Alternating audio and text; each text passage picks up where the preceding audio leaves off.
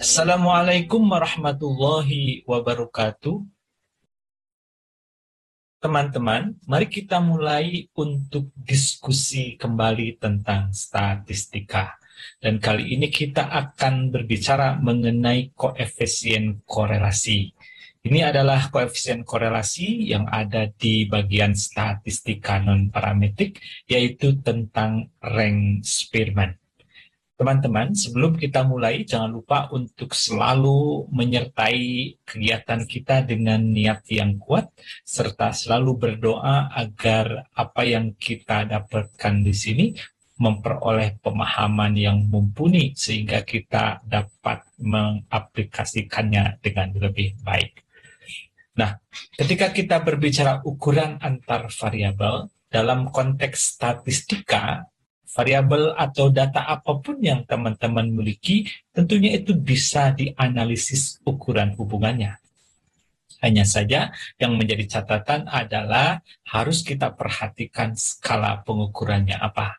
Jadi statistika memberikan berbagai macam ukuran-ukuran hubungan antar variabel, namun harus disesuaikan terlebih dahulu atau dicari ukuran hubungan yang cocoknya apa. Karena apa? Karena seperti yang sudah kita pelajari sebelumnya, di statistika itu pada dasarnya yang menentukan alat analisis yang bisa dipergunakan itu adalah skala pengukuran dari data yang kita miliki. Apa itu korelasi rank Spearman?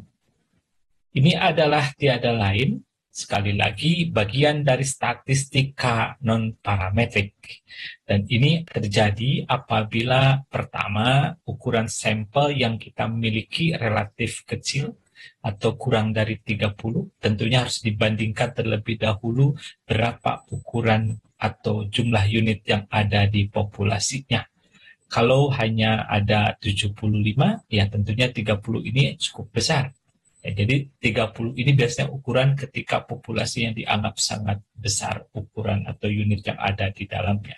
Yang kedua, kita akan mempergunakan statistika non-parametrik apabila sampel yang kita miliki itu berasal dari populasi yang tidak berdistribusi normal. Ini terjadi karena biasanya rumus-rumus ataupun formula yang banyak dipergunakan ataupun banyak ditulis dalam buku-buku itu selalu diturunkan dalam asumsi variabelnya mengikuti distribusi normal.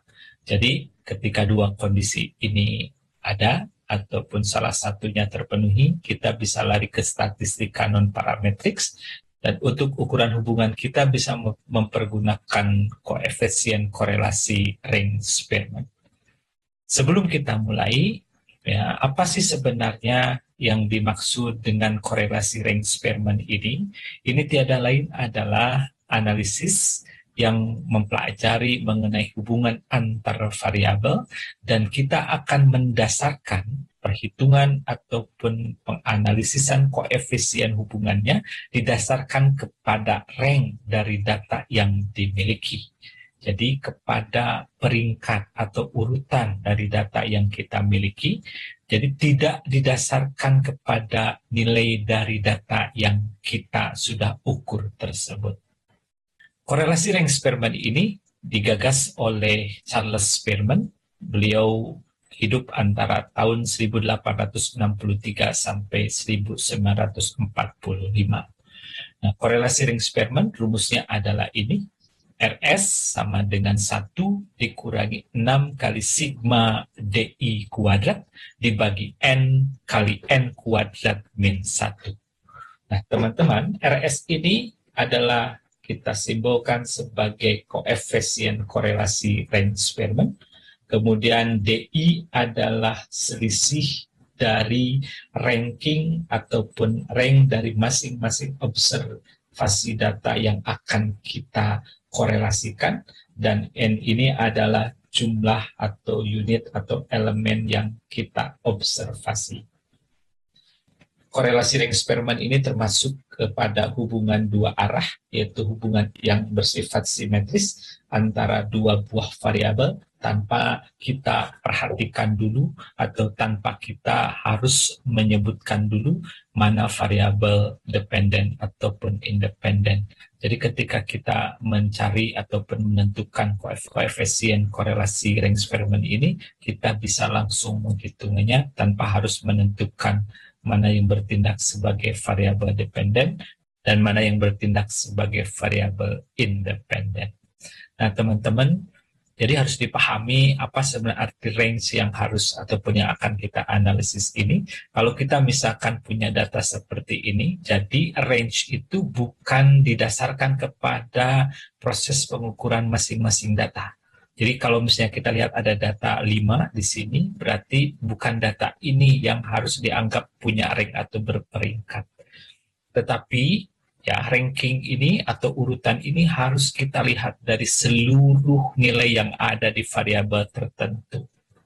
Jadi kalau misalnya katakanlah Y, berarti yang akan kita tentukan range-nya itu adalah dari mulai nilai 33 sampai nanti ke 12 ini. Nah, kenapa demikian? Ingat teman-teman, karena kalau kita mengukur sebuah karakteristik dan mendapatkan nilai, dan nilai itu mempunyai sifat ataupun bersifat berupa urutan ataupun peringkat, maka kita tahu bahwa itu adalah menyiratkan bahwa data yang kita peroleh itu adalah data yang memiliki skala pengukuran ordinal. Nah, kalau datanya bersifat ordinal, kemudian taruhlah kita akan hubungkan dengan variabel lain juga bersifat ataupun memiliki skala pengukuran ordinal, maka dalam analisisnya biasanya lebih mempergunakan alat analisis berupa cross tabulation ataupun tabulasi silang. Sedangkan untuk yang range Spearman ini berarti kita akan gunakan data hasil pengukuran yang kita peroleh, berarti bisa interval, bisa rasio. Nah, kemudian data yang kita miliki tersebut kita urutkan dan akan kita beri ranking. Maka dengan demikian, data yang kita miliki tersebut kalau ingin dihubungkan dari satu variabel ke variabel lainnya dapat menggunakan ukuran hubungan berupa koefisien korelasi range Spearman. Kita lihat contoh kasusnya. Seorang pengamat pendidikan ingin mengetahui hubungan antara IPK dengan IQ yang diraih mahasiswa.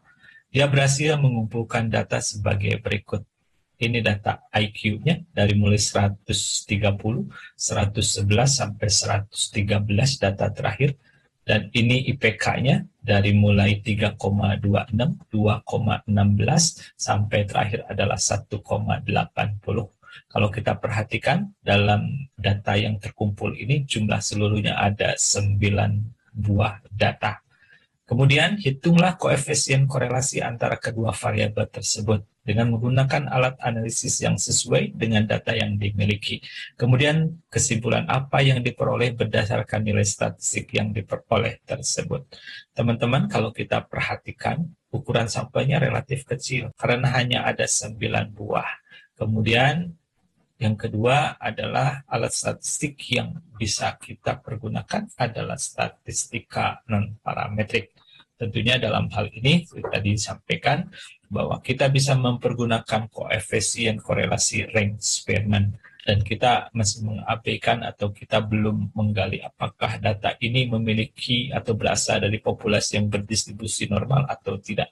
Jadi asumsi ataupun anggapan itu kita abaikan terlebih dahulu. Namun karena melihat jumlahnya hanya 9 sedikit dibandingkan tentunya mahasiswa yang begitu banyak, maka kita bisa mempergunakan koefisien korelasi range Spearman untuk menghubungkan antara IQ dan IPK ini. Nah, bagaimana kita melakukan langkah-langkah perhitungannya? Baik, yang pertama adalah kita akan coba bahwa urutkan variabel pertama dari data yang terkecil hingga yang terbesar. Kemudian kita berikan rankingnya. Mari kita perhatikan terlebih dahulu data IQ ini. Nah, kemudian kalau kita buat dari IQ, nah ini sudah diurutkan dari mulai yang paling kecil adalah 111, kemudian 113, dan yang paling besar adalah 135. Nah, setelah kita urutan, kita akan berikan ranking untuk IQ ini. Tentunya yang 111 ini rankingnya pertama, 113 adalah ranking kedua, dan 135 rankingnya ke-9.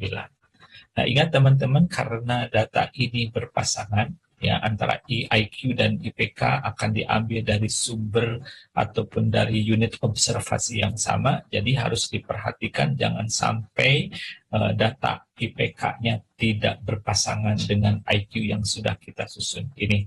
Jadi urutan yang 3,26, kemudian 2,16 sampai 1,8 kita sesuaikan dengan urutan IQ ini. Jadi IPK-nya mulai dari 2,16 kita perhatikan, berarti yang 111 ini adalah 2,16 IPK-nya.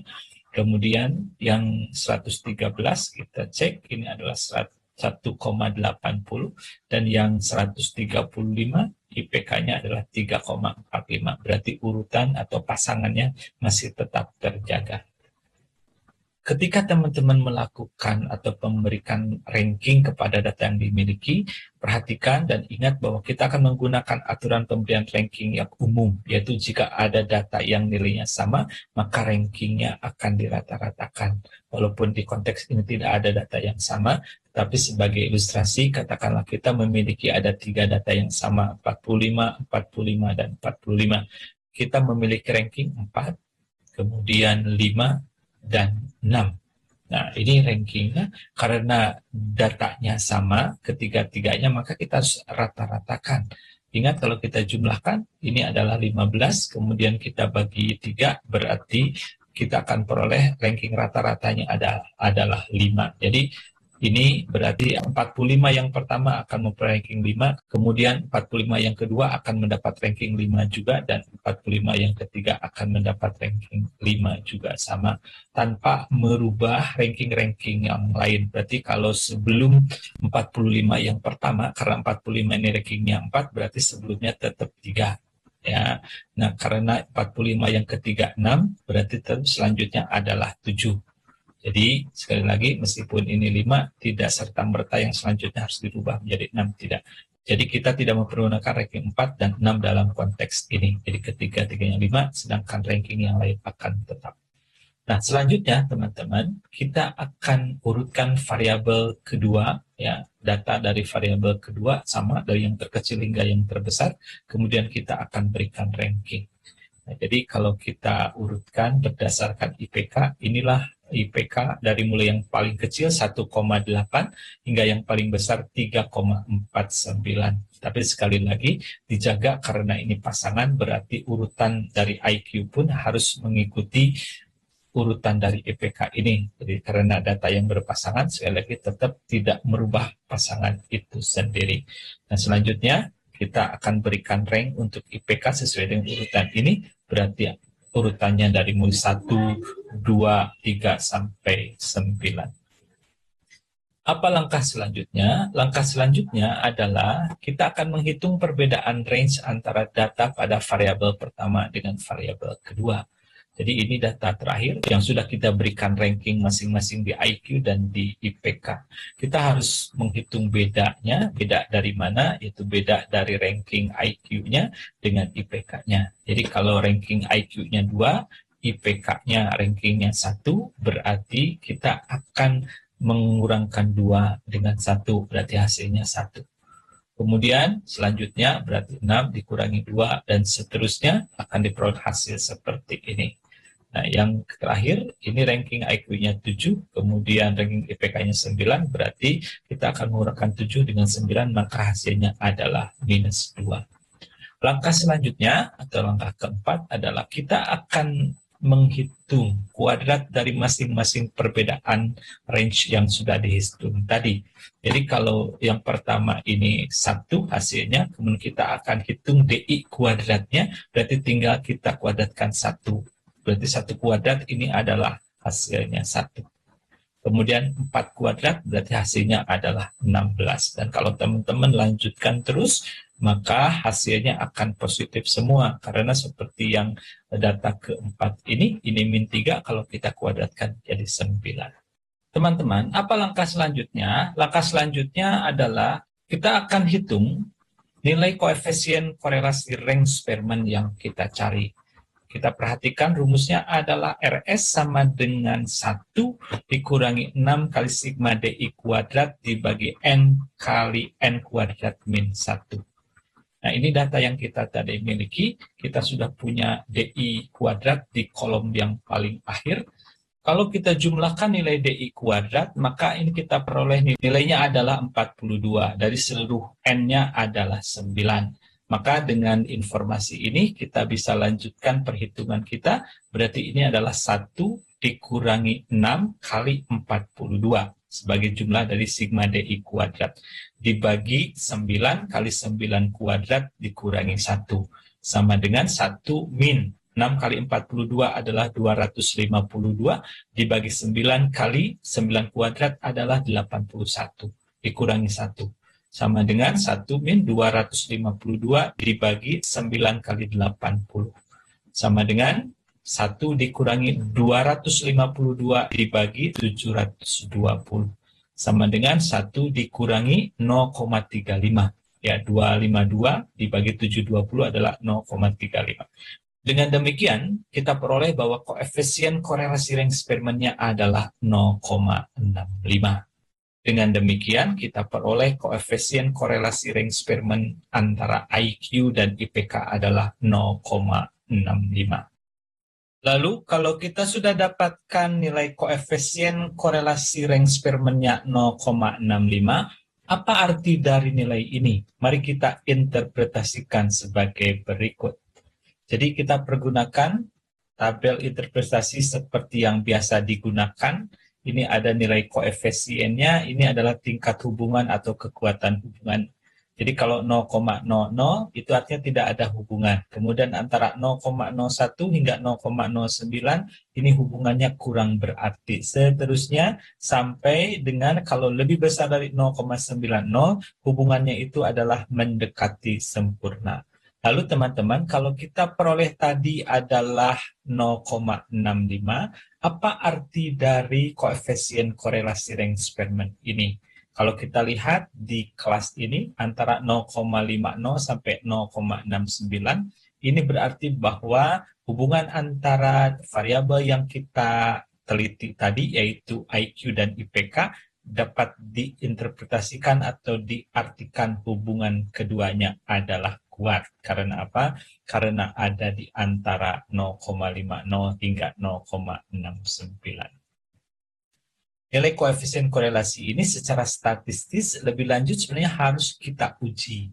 Apakah memang signifikan dari koefisien korelasi yang dihasilkan tersebut atau tidak.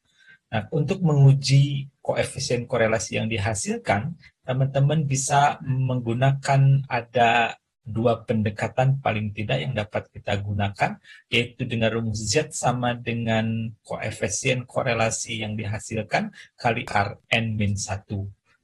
Ketika kita menggunakan statistik uji Z ini berarti kita melakukan dengan pendekatan distribusi normal.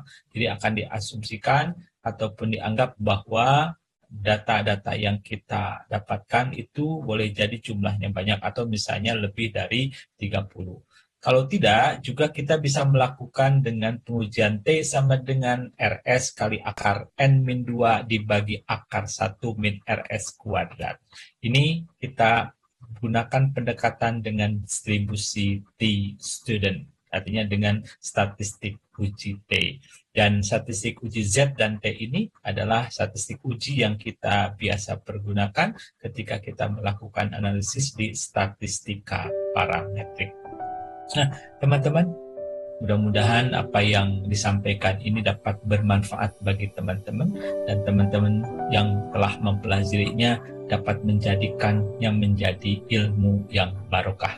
Apabila teman-teman merasakan ada manfaatnya, silakan untuk terus disebarkan kepada teman-teman lainnya yang dianggap memerlukan materi atau informasi ini.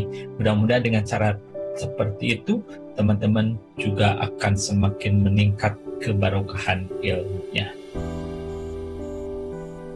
Sekali lagi saya ucapkan terima kasih banyak atas segala perhatian dan bantuan teman-teman. Kemudian juga saya mohon maaf atas segala kekurangan yang ada dalam video ini. Wassalamualaikum warahmatullahi wabarakatuh.